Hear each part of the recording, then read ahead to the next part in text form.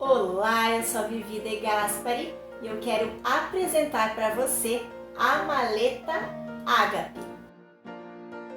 A maleta Ágape, além de ser essa fofura em forma de coração, é uma peça com diversas possibilidades de uso, bem versátil.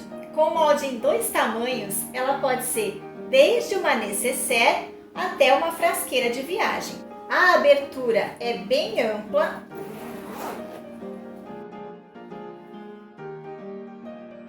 Por dentro ela pode ter um forro impermeável como este e na parte da tampa ainda tem um bolso com zíper, bastante espaçoso. Aqui cabem muitos itens de higiene e também pode ser usado para levar lingerie numa viagem. O tamanho grande também tem o bolso interno na parte da tampa e, claro, cabe muito mais coisas. E com o molde em 2 tamanhos, você sempre tem a opção de oferecer para sua cliente uma peça tal mãe, tal filha. Se você vender essa maleta como kit, você ainda pode fazer o envio, a entrega do seu produto, colocando a menor dentro da maior. Olha só que legal!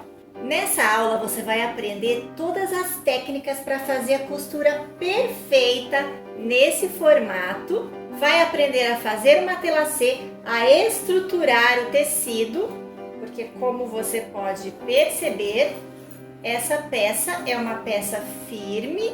Vai aprender também a fazer o bolso na parte interna e a fixação das alças com rebite.